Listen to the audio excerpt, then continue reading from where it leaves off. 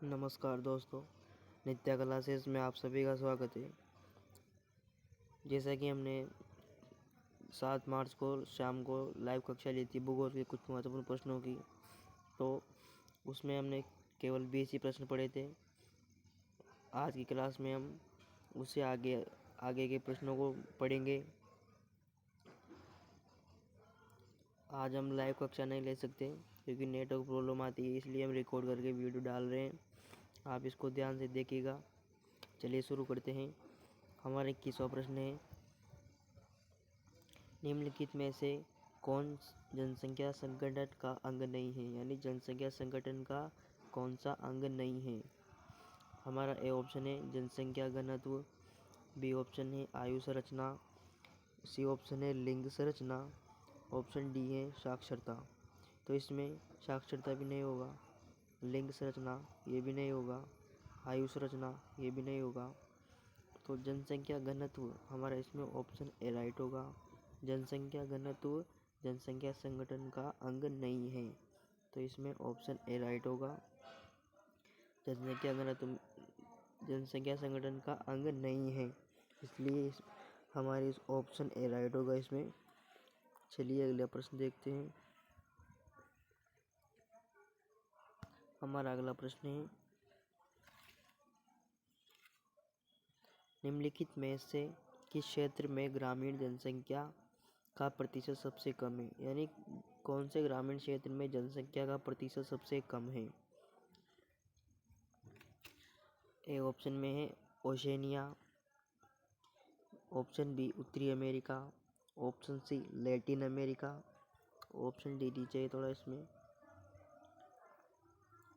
Option D है Europe.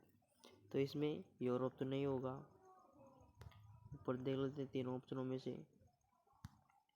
इसमें हमारा लैटिन अमेरिका भी नहीं होगा, ओशियनिया भी नहीं होगा, लेकिन इसमें हमारे ऑप्शन बी राइट होगा, उत्तरी अमेरिका।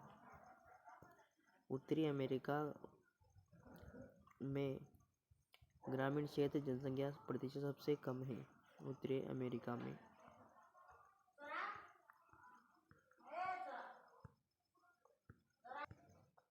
उत्तरी अमेरिका, तो उत्तरी अमेरिका में जनसंख्या प्रतिशत सबसे कम होता है, तो इसमें हमारा ऑप्शन बी राइट होगा। चलिए अगला प्रश्न देखते हैं।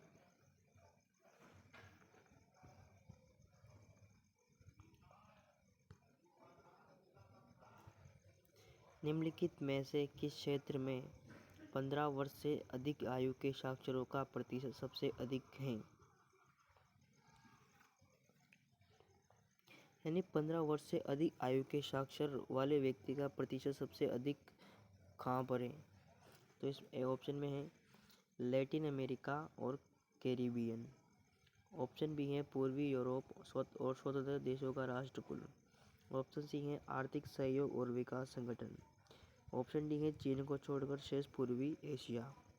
तो इसमें ये ऑप्शन डी भी नहीं होगा, ऑप्शन सी भी नहीं होगा, ऑप्शन ए भी नहीं होगा। तो इसमें ऑप्शन बी राइट होगा, पूर्वी यूरोप और स्वतंत्र देशों का राष्ट्रकुल।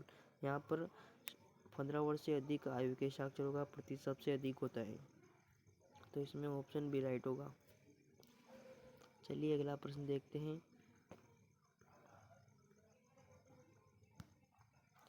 हमारा 24वां प्रश्न है, निम्नलिखित में से किसे प्राथमिक आर्थिक व्यवसाय में सम्मिलित नहीं किया जाता है।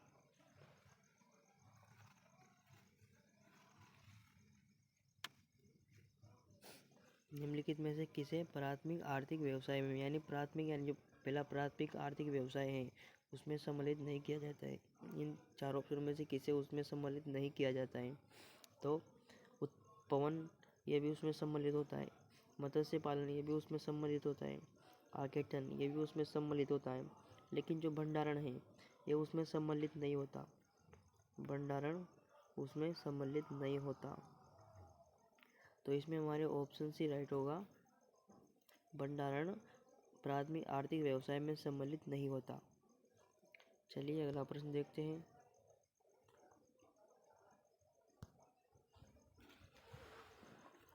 निम्नलिखित में से किसने संयुक्त अरब अमीरात के लिंग अनुपात को निम्न किया है, यानी संयुक्त अरब अमीरात के लिंग अनुपात को कम किया है। किसने किया है? तो ए ऑप्शन है पुरुष कार्यशील जनसंख्या का चयनित प्रवास। ऑप्शन बी है पुरुषों की उच्च जन्म दर, स्त्रियों की निम्न जन्म दर, स्त्रियों का उच्च उत्प्रवास। तो इसमें ऑप्शन डी भी नहीं होगा, ऑप्शन सी भी नहीं होगा, ऑप्शन बी भी नहीं होगा। तो इसमें हमारे ऑप्शन ए राइट होगा, पुरुष कार्यशील जनसंख्या का चयनित प्रवास। पुरुष कार्यशील जनसंख्या का चयनित प्रवास संयुक्त अरब अमीरात के लिंग अनुपात को निम्न करता है। तो इसमें ए ऑप्शन राइट है, पुरुष कार्यशील जनसंख्या का चयनित प्रवास। चलिए अगला प्रश्न देखते हैं। हमारा अगला प्रश्न है, मानव विकास सूचकांक में विश्व के निम्नलिखित देशों में से किसकी कोटि उच्चतम है? यानी मानव विकास सूचकांक HDI, human development index, HDI मानव विकास सूचकांक। तो इसमें निम्नलिखित देशों में से किसकी कोटि उच्चतम है? यानी कौन सा देश है जिसकी कोटि उच्च ज़्यादा है? तो ए ऑप्शन में है नॉर्वे, ऑप्शन बी है Australia, option C Netherland, option D Switzerland. तो इसमें डी भी नहीं होगा, सी भी नहीं होगा, बी भी नहीं होगा। तो इसमें हमारा कौन सा ऑप्शन राइट है? ए ऑप्शन राइट है, नॉर्वे। नॉर्वे ऐसा देश है जहाँ पे मानव विकास सूचकांक में विश्व के सबसे ज़्यादा देशों में कोटि किसकी उच्चतम है? नॉर्वे की। तो इसमें हमारे ए ऑप्शन राइट है, नॉर्वे। चलिए अगला प्रश्न देखते हैं।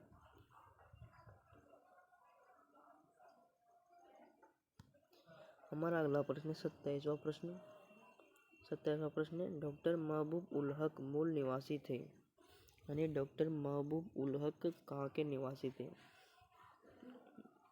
ए ऑप्शन में है भारत, बी में है पाकिस्तान, सी में है अफगानिस्तान, डी में है इराक। तो इराक के भी नहीं रहने वाले थे, अफगानिस्तान के भी नहीं रहने वाले थे, भारत के भी नहीं रहने वाले थे। तो कहाँ के थे? पाकिस्तान के। तो इसमें ऑप्शन बी राइट होगा, डॉक्टर महबूब उल हक कहाँ के निवासी थे? पाकिस्तान के। पाकिस्तान के निवासी थे। चलिए अगला प्रश्न देखते हैं। 28वां प्रश्न हमारा, इनमें से कौन मानव विकास का स्तंभ है? यानी मानव विकास का स्तंभ कौन है इसमें से? तो मानव विकास का स्तंभ एक तो समता है, दूसरा क्या है? सतत पोषणीयता, सतत पोषणीयता। तीसरा क्या है? उत्पादकता, उत्पादकता। तो इसमें ये तीनों ऑप्शन राइट होंगे, ये मानव विकास के स्तंभ है। तो इसमें ऑप्शन डी राइट होगा, उपयुक्त सभी। ये सभी सही मानव विकास के स्तंभ हैं। तो इसमें ऑप्शन डी राइट होगा। चलिए अगला प्रश्न देखते हैं।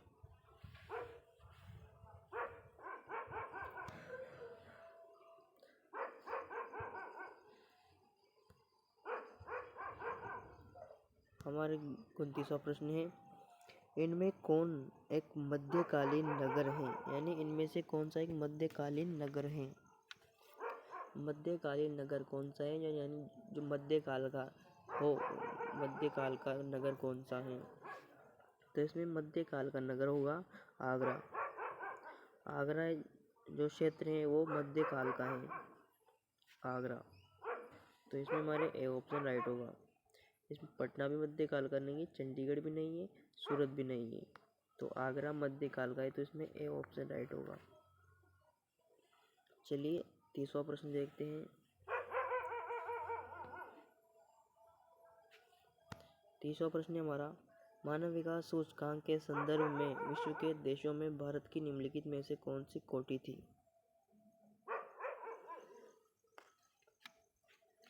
यानी मानव विकास सूचकांक के संदर्भ में विश्व के देशों में भारत की निम्नलिखित में से कौन सी कोटि थी? यानी भारत कौन से नंबर पर था? ए ऑप्शन में 126, बी में 128, सी में है 127, डी में है 129, तो डी भी नहीं होगा, तो इसमें ऑप्शन सी राइट होगा। हमारे 127 नंबर पर भारत था। मानव विकास सूचकांक के संदर्भ में 127 नंबर पर भारत की स्थिति थी। चलिए अगला प्रश्न देखते हैं, तो इसमें ऑप्शन सी राइट है। चलिए अगला प्रश्न देखते हैं।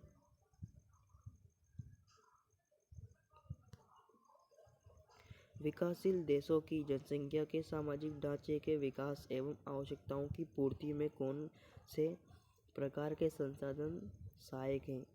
यानी विकासशील देश हैं, उनकी जनसंख्या के सामाजिक ढांचे के विकास एवं आवश्यकताओं की पूर्ति हेतु किस प्रकार के संसाधन सहायक होते हैं? तो ए ऑप्शन में है हमारे वित्तीय संसाधन, बी में है मानवीय संसाधन, सी में है प्राकृतिक संसाधन, डी में है सामाजिक संसाधन।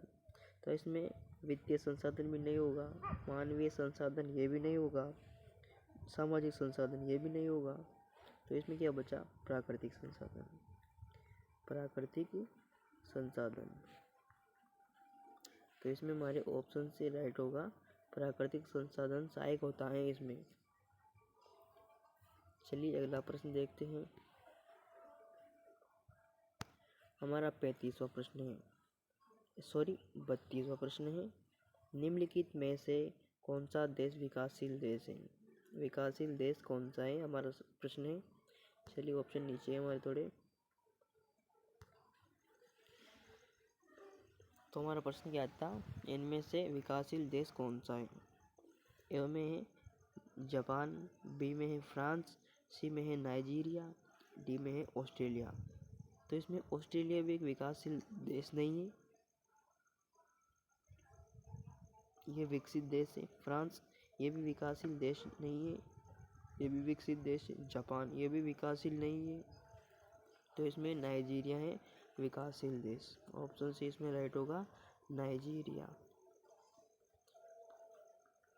नाइजीरिया विकासशील देश है, तो इसमें हमारे ऑप्शन सी राइट हो गया, नाइजीरिया।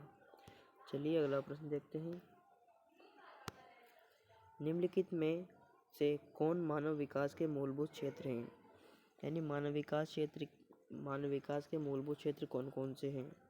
तो मानव विकास के मूलभूत क्षेत्र एक तो स्वास्थ्य भी हैं, संसाधन भी हैं, शिक्षा भी है। तो इसमें ये तीनों सही होंगे, तो इसलिए हमारा ऑप्शन डी राइट होगा इसमें, उपरोक्त सभी। इसमें क्या ऑप्शन हो जाएगा? राइट डी, उपरोक्त सभी, यानी ये तीनों मानव विकास के मूलभूत क्षेत्र हैं, स्वास्थ्य, संसाधन, शिक्षा। चलिए शुरुआत अगला प्रश्न देखते हैं। हमारा अगला प्रश्न है 34वां। निम्नलिखित में से कौन सा मानव विकास का स्तंभ नहीं है? मानव विकास का कौन सा स्तंभ नहीं है? ये प्रश्न हमारे पहले भी आ चुका है, मानव विकास के स्तंभ कौन कौन से हैं। तो उसमें हमारे क्या क्या था? एक तो सतत पोषणीयता, उत्पादकता, समानता।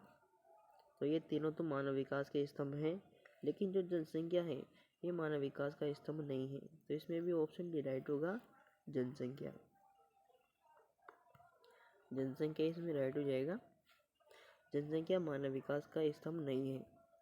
ठीक है, चलिए अगला प्रश्न देखते हैं। हमारा लास्ट प्रश्न है 35वां। अगला हमारा लास्ट प्रश्न देखते हैं। 2005 की रिपोर्ट के अनुसार विश्व के कितने देशों में मानव विकास का स्तर 0.8 है? यानी मानव विकास SDI का स्तर 0.8% है। चलिए ऑप्शन देखते हैं।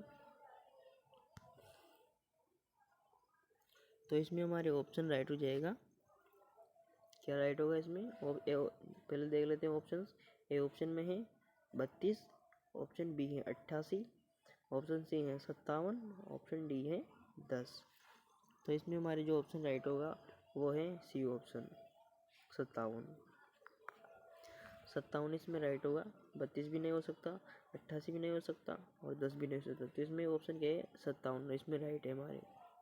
मानव विकास सूचकांक का 0.8% कौन सा है? 57।